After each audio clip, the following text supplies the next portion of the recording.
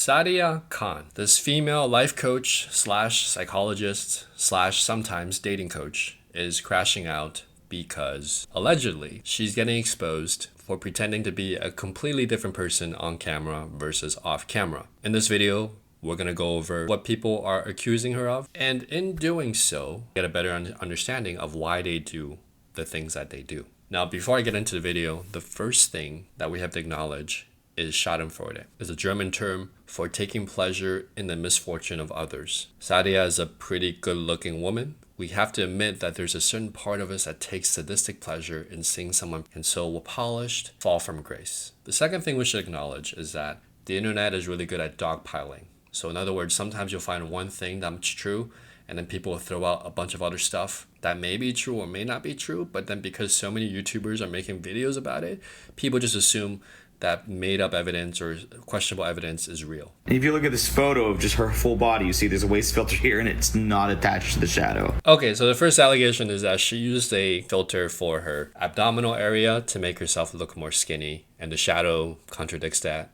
Okay, that's fine. Instagram filters, similar thing. That actual act itself is not that big of a deal to me. I think more big of a deal is how she reacted to it. Sadia Khan responds to Goob's video in a comment on her own personal account that reads, 5'1" porn addict mad at women who expose their addictions and inability to get women. To which Goob simply creates a montage of himself with his, if I may say, exceedingly hot partner of several years. First rule of being a dating coach or life coach is that you don't want to go down to their level. If someone's calling you out for using a filter, okay, fine, let it go. Or say, yeah, I did use a filter. I wanted to look a little better. She has spent the last 2 days accusing my followers of... Let's read some of these comments. The Sadia Psychology says, Karen with a full face filter and yeast infection telling me about myself. Girl, you need my videos to know why your man keeps cheating. Boy, you know you're a porn addict and you have to pay to see. We both know this about you, midget. Okay, let's watch one more. I'm starting to understand what's going on here. These are videos that my followers sent me. This person left a comment on her page, and she tried to call them times. And then when they wouldn't pick up, she left the threatening message that you'll see scroll by here. Pick up, bitch, or I'm gonna post your address online. This one I'm not sure about because this looks like a Facebook chat and it says Sadia Psychology 1. I don't know if this is like a real message. If it is, it's pretty disturbing. Why would you be calling your followers and harassing them? But I'm not sure the evidence here pans out. This is Sadia's husband. Pick up, come on, don't be scared. Okay, this is a little bit more convincing because this looks like an Instagram verified mark. This looks like her Instagram and it looks like she's calling. Now, ideally, I would have liked to see footage of the person like on their phone on Instagram, going into their profile, clicking on their name, and then going to the DMs to know for sure. But if this is real, this is really weird psychotic behavior of her like harassing her followers. Now, you want to speak to my wife, pick up. Don't be scared, pick up. Yeah, this is just crazy behavior. Text overlay reads, this is a recorded conversation between Sadia Khan after she was discovered to be the side piece of an engaged man. His fiancé confronted her. The following screenshots are texts that Sadia and the cheating fiancé shared. What are you going to do about it? I'll suck it if you have an attitude, and I can do it today if I want to. Go on. And I can do it on your wedding day and your birthday. Okay, well, and the we'll day see. After. Okay. I've been in situations where he's been with you in a social setting. He'll call me after. This is the biggest scandal that Sadia Khan doesn't want you to know about her. All right, I gotta be honest with you. That audio sounds a lot like her. Now, again, with AI and stuff, like it's just not 100%. We can't take this as definitive proof, but if it is true, it is very, very damaging. Okay, so this is another message. I think this is on Instagram where a client asked her, hey, you charge, $500 a call. Is it cool if we get a discount? And she just, crashes out. So broke people like yourself can endlessly book me and I have no time off. You're a broke tramp. Go stick to somebody on your level. Entitled, ungrateful, and broke. Stop taking things for free and then expecting more discount. You absolute tramp. Use the label psychologist, but only in an academic sense. All right, there's some debate as to her MBA or whatever, if she has a psychology degree. That's not the most important thing, I would say. She didn't outright lie. She just, says she studies psychology, which I don't think is that big of a deal, but people are making it a big deal because of everything else that's going on. I wanted to know if you are willing to confirm or deny the allegations against you. After all, the text evidence is shaky at best and doesn't really prove it's you. I was trying to ingratiate myself with her so she'd talk. I totally understand if you don't respond. She does. Sadia says, "Hi, lovely. I have never heard of Goob before 2 days ago and don't have a clue who he is and what he's talking about. I've been in my relationship for 5 years." Okay, so she responds very positively and kind to this girl that's doing the YouTube video. All right, so those are the facts, right, of the case. What do I think about it? It's kind of like when Dave Chappelle made that joke. He's like, Bill Cosby, he's like my childhood hero. When I first heard that, 9 women came out with allegations against him, I'm like, bah, 5 of those are probably fake. And then he's like, but then later I found out there were 36 allegations. I was like, 36? Damn. The lesson being that so many DMs from so many people came out, right? That means that there's a pattern of behavior where it's not just one person making things up. It's like, this is how you're treating everybody. And it's unlikely that all of these text messages are fake. So I would lean with a lot of the YouTubers, especially this one. I think that The Advocate, she did a pretty balanced review of all the evidence. I think it's fair to say that this working hypothesis is more likely to be true. Sadia presents herself to be a certain way on video and publicly, and then the way she treats people privately is not good. Even Pearl, another questionable character, but even Pearl gave us some feedback on how she treated her staff. Listen. No, we had Sadia Khan on the podcast, and it's really interesting because I chose to not have her back on, and she kind of went on all these shows and she started saying it was because she cooked me or whatever. What actually happened was she was really rude to one of my employees. I think she called one of my employees broke. And I just couldn't believe that this type broad had that attitude. So this is all coming out now that she's like a crash out or whatever. When people talk about you like that and it's multiple people and they're giving very specific examples, chances are this is the type of person that you really are. About a year and a half, I emailed her to get her to come on a podcast because there's people in the comments requesting it. And she gave me a very unusual reply. She said, "Hi, Alex. Do you have a budget for your podcast? As there's a fee attached, Sadia can guarantee an increase in views for up to 20 times its usual." And so I, as a matter of principle, don't pay for guest appearances. Never have, never will. Not even if it's like $5. But I was curious to see how much she charges. So I asked her that, what's the price? And she said it's 5,000 British pounds, which is equivalent of like $7,000 USD.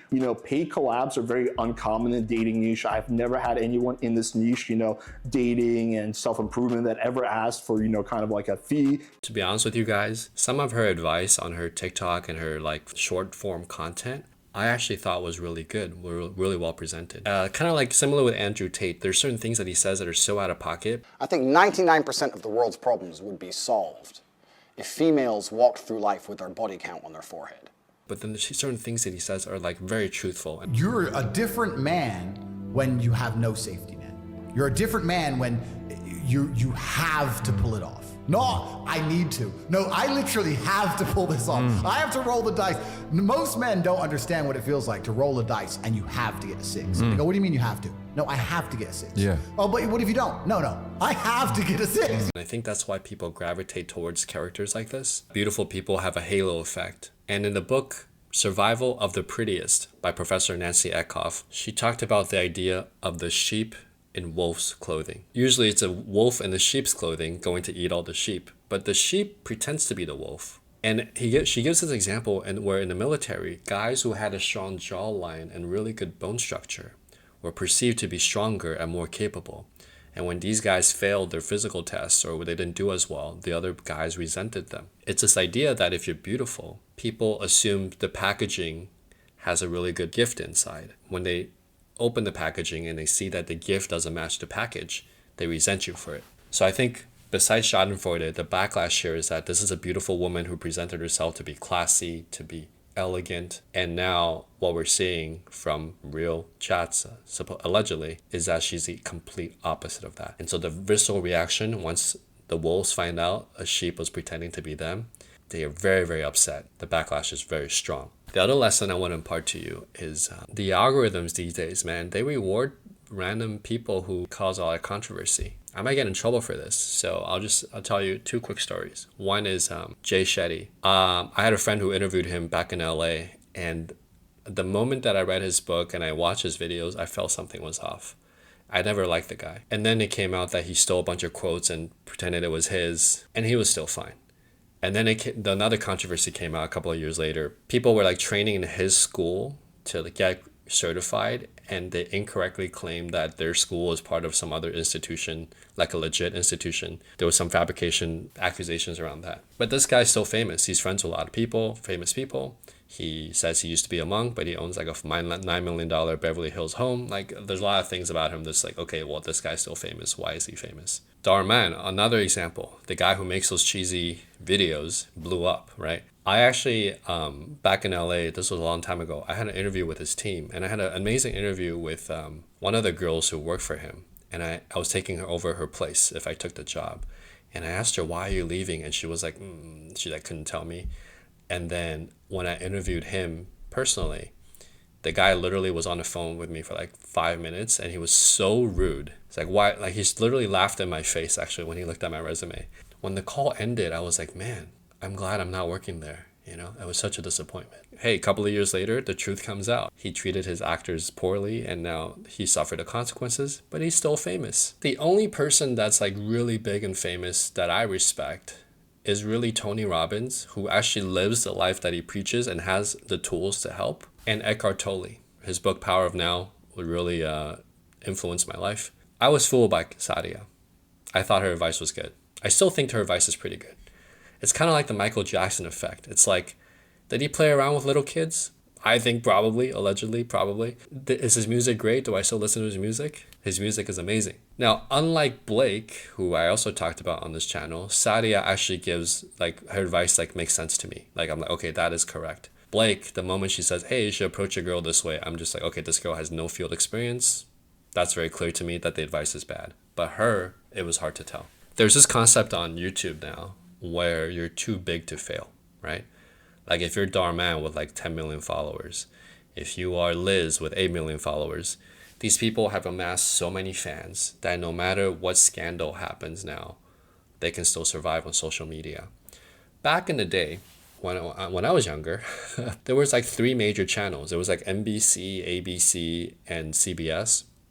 So to get on a late night show on one of these channels, you had to be a comedian, or you had to be an expert in your craft to the point where you have so many credentials that if they invited you on one of these shows, that the show wouldn't be embarrassed that they put some random person on. So even though there were less options back then, people that were teaching stuff were actually legit most of the time. Now with social media, people are getting famous who don't have the proof of work or credentials or the in-field experience to actually be teaching what they're teaching. But they're just too big to fail. Like the big banks in the States, when the government bailed them out, they're just too big to fail. So what can you do about it? Well, as a viewer, I always tell them, constantly ask yourself, does this person live the life that they preach in their area of expertise, right? That means people come to me and like, hey, Giovanni, are you in a relationship? Well, if you're not, then you shouldn't be a dating coach. Well, first of all, I'm not a dating coach anymore. And secondly, if I was a relationship coach and I've been trying to get into a relationship and I'm still single, then my advice is useless to you. But as a dating coach, you can put me in any bar in the world, any social situation. I'll know what to do to start a conversation, get the girl attracted, blah, blah, blah. If I go talk to 10 girls, I know my, number close ratio is 60 to 70%. I know those metrics. I can do that anytime, anywhere. Now, I am 41, I'm starting to age out, but I have the field experience to give you practical advice to get a girls attracted to you and to have the option to be intimate. That's my expertise. I've done that for 10 years. In the last 5 years, I'm not seeing anyone who can do it better than me, other than other dating coaches who were my mentors or came up with me around the same time. I'm confident in that, and I have proof. But you shouldn't ask me for relationship advice, because I haven't been in relationships that spanned a long period of time. There are better coaches for that. If you're looking for financial advice, is this person broke and doing a pyramid scheme, or does he actually have good financial habits? If you're a fitness coach and you're fat, that's a problem.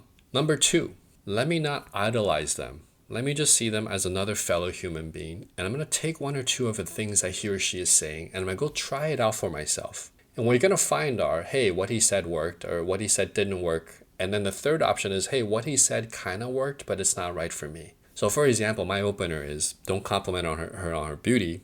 Women who are beautiful, I've heard that all the time, say you looked interesting and I wanted to meet you as your opener. And some of my clients recently, they're like, hey, I said that line and it worked, but it didn't feel like me. I don't find anything interesting about her. So we worked on it and he tailored it to, I really like it telling people they're cute. And he said, hey, I thought you were cute and I wanted to find out if your personality matches.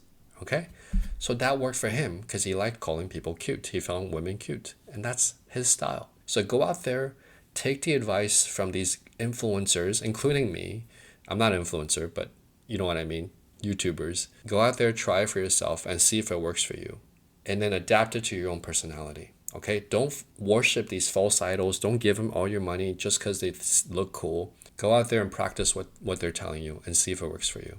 The algorithms are going to continue promoting people that are unqualified to teach what they're teaching. So that's not going to change, right? The algorithms respond to emotion, good and bad emotion. So now it becomes our job, unfortunately, to screen out the bad actors. The good news is, on the bright side, there's people like me, people like smaller, skilled physicians, trigger point therapists, skilled musicians, artists that can start a channel and start gaining some following, and they're actually good in their craft and they practice what they preach. So because of the power of the internet, you have access to all these people now. So it's not necessarily a bad thing, okay? But it is your job now from here on out to really critically think about who you're following and whether or not their advice can add value to your life. Okay, I hope you enjoyed this video. I'll see you in the next one. Enjoy.